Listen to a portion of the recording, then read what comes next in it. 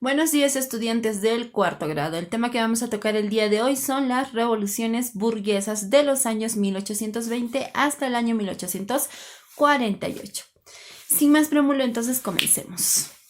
Muy bien, entonces vamos a comenzar diciendo que estas revoluciones burguesas tienen el eje principal en la nueva ideología que tenían este nuevo grupo social denominado los burgueses. Entonces, durante la primera mitad del siglo XIX, estallan estas revoluciones en toda Europa, inspiradas por bastantes movimientos liberales. Dentro de ellos estaban los nacionalistas y los románticos, ¿no? Estos movimientos en realidad buscaban tres causas principales. El primero, exigían una mayor participación política, es decir, la burguesía era un grupo casi no reconocido, ¿no?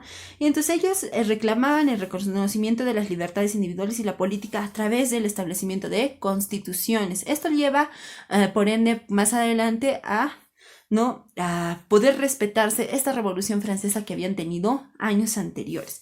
La segunda son las mejoras económicas. La burguesía estaba netamente trabada por bastantes ideologías. Dentro de ellas estaba el comercio. Entonces tenían la necesidad de que todas las mercaderías que ellos adquirían circularan de manera libre.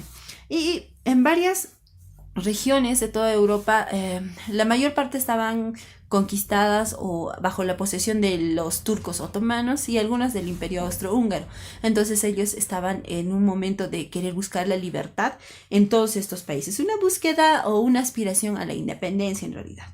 Entonces el primer movimiento se empieza en realidad en el año 1820, donde se enciende la mecha. ¿Esto qué quiere decir? Este movimiento liberal se inicia en España, ¿no? Cuando el general del Riego se niega a combatir a los patriotas americanos y obliga a Fernando VII a restablecer la Constitución de 1812.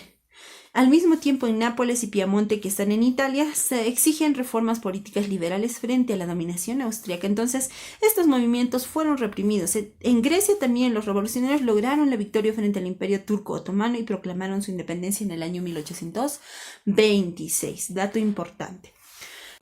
Una vez que se enciende la mecha en el año 1820, en el año 1830, o sea, es decir, una década después, estalla una nueva revolución, ¿no? Una nueva arremetida. ¿Esto qué quiere decir? En el año 1830, en julio exclusivamente, estalla en Francia la revolución contra el absolutismo de Carlos X, que había gobernado entre el año 1824 hasta este año, ¿no? Que es 1830. Entonces, otro hermano de Luis XVI. En su lugar fue coronado Luis Felipe de Orleans, quien otorga una constitución liberal. Bélgica logra independizarse de Holanda y en Italia surge el movimiento nacionalista Joven Italia, pero fue reprimido por Austria. En Polonia también se produce un movimiento nacionalista y liberal que fue reprimido por Rusia. Algunos estados de la Confederación lograron promulgar varias constituciones liberales. Ahora, la otra revolución se da en el año 1848. Ahí es donde se encamina un poquito más a la democracia. Entonces, la mediana burguesía, es decir, los estudiantes y algunos obreros de Francia, se levantan contra la grave crisis económica que existía en toda Europa a raíz de las revoluciones que habían sucedido tanto en 1820 y en 1830, ¿no? Y también por el descontento que les ocasionaba el reinado de Luis Felipe de Orleans, ¿no? Quien se apartó de la Constitución. Entonces, la mediana y pequeña burguesía, aliadas por el proletariado, derrocan a Luis Felipe y proclaman la Segunda República con un gobierno provisional dirigido por Lamartine. Entonces establecen el sufragio universal, convirtiendo a Francia en una democracia, aunque esto no dura por mucho tiempo. Muy bien, entonces la alianza por el proletariado también dura poco y Francia retoma una política conservadora con Luis Bonaparte. ¿Quién era Luis Bonaparte? Era el sobrino de Napoleón Bonaparte, ¿no? Como gobernante de la República. Pero más tarde se instaura el Imperio francés, dando lugar al Segundo Imperio Napoleónico. Entonces, en toda Europa los obreros fueron excluidos de la actividad política, por lo que deciden seguir su propio camino revolucionario. Entonces, el espíritu que que surge a raíz de esta revolución de 1848 se propaga por toda Europa, donde el absolutismo retrocede progresivamente y así lograr nuevamente los nuevos gobiernos que se aspiraba en todo lo que es tanto Francia, Italia y todos los lugares.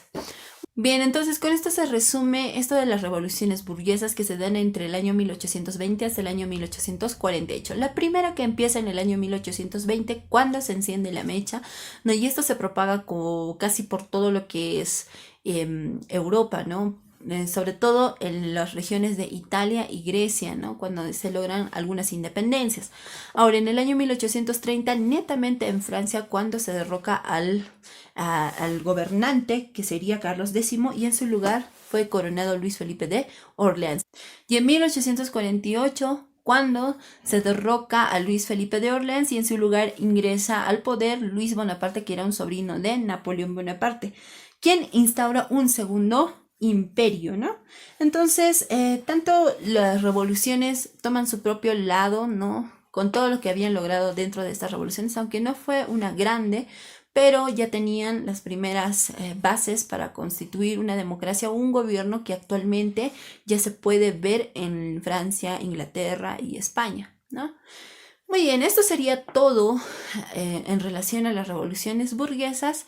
Por favor, no se olviden hacer su resumen en un organizador y vamos a vernos a la siguiente clase.